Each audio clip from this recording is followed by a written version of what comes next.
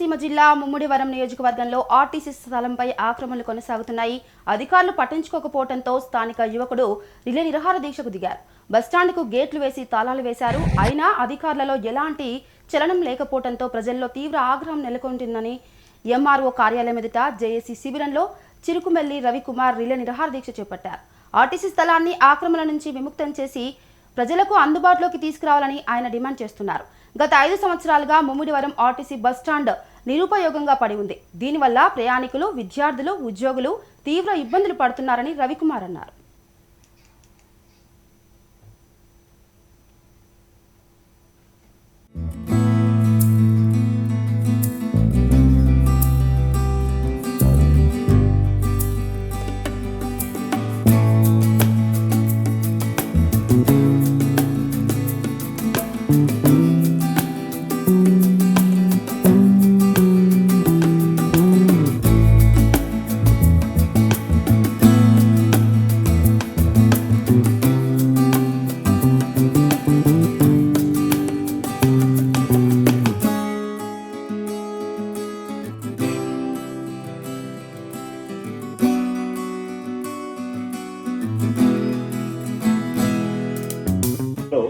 ప్రజలకి వాళ్ళ అవసరాలు అదే అగ్రస్థానం ఉంది.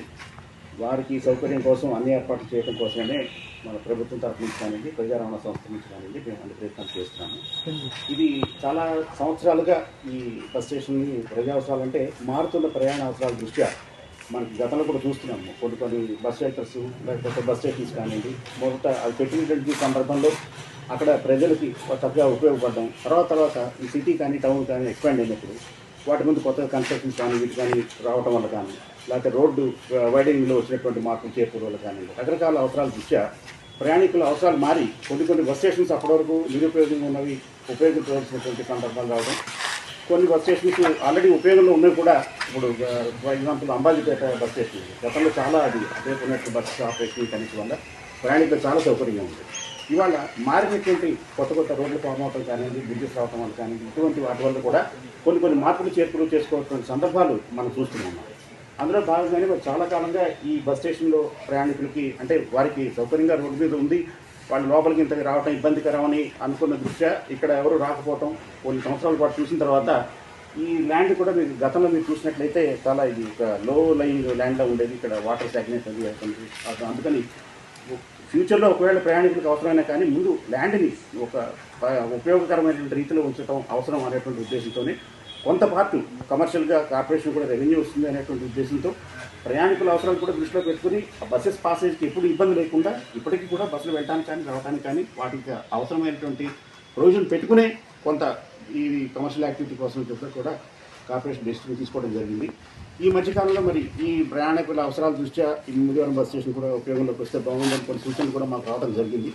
అందుకని అందరూ సాధ్యాసాధ్యాలు పరిశీలించి నిజంగా ప్రజల అవసరాలకు ఉపయోగపడుతున్నప్పుడు కార్పొరేషను అవసరమైనటువంటి ఏర్పాట్లు అన్నింటినీ చేయడంలో ముందుకే ఉంటుంది.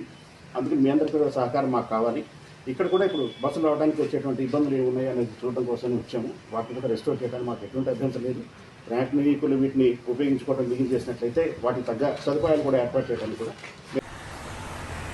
నేను ఈరోజు ముమ్మిడివరం ఎంఆర్ఓ ఎదురుకుండా జేఏసీ షెడ్లో 5వ రోజు రిలే నిరాహార దీక్ష చేస్తున్నాను. ఈ రిలే నిరాహార దీక్ష ఎందుకు చేస్తున్నానంటే ముమ్మిడివరం ఆర్టీసీ బస్టాండ్ అనేది ప్రజలకు అందుబాటులో లేకుండా పోయింది. ఈ ఆర్టీసీ బస్టాండ్ అనేది ప్రజలకు అందుబాటులో లేకపోవడం వల్ల నడి రోడ్డు పైన ఆర్ఎండ్బి రోడ్డు పైన వర్షం వచ్చిన వర్షాలు తడుపుతున్నారు. ఎండకు ఎండి చలికి వణుకుతూ ప్రయాణికులు నడి రోడ్డు మీద ప్రయాణం చేస్తున్నారు. అందులో విద్యార్థులు ఉన్నారు, విద్యార్థినులు ఉన్నారు, అదేవిధంగా వృద్ధులు ఉన్నారు, గర్భిణీ స్త్రీలు ఉన్నారు, వికలాంగులు ఉన్నారు, అదేవిధంగా చంటిపెద్ద తల్లులు ఉన్నారు. మ్యాక్సిమం ఇది ఓన్లీ ముమ్మిడివరం నియోజకవర్గ ప్రజలే కాకుండా చుట్టుపక్కల ఉన్న ప్రజలందరూ కూడా ప్రయాణం చేసే ప్లేస్ ఇది.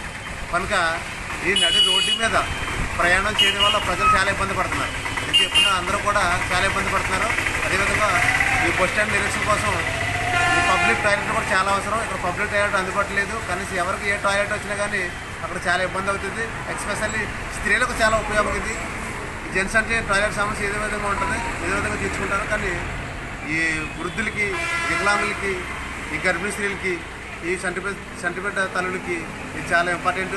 కానీ సర్టిఫికేట్ ధరలు పాలిష్ చూడడానికి కూడా ఇక్కడ నడి రోడ్డు మీద ఇచ్చుకునే పరిస్థితి వచ్చింది. చాలా అమానుషం. ప్రభుత్వం ఖచ్చితంగా దీనిపై స్పందించి మాకు ఆర్టీసీ బస్ స్టాండ్ లేపటికి బస్సులు వచ్చే విధంగా చర్యలు తీసుకుని అదేవిధంగా ఆర్టీసీ బస్ స్టాండ్ని సకల సౌకర్యాలతో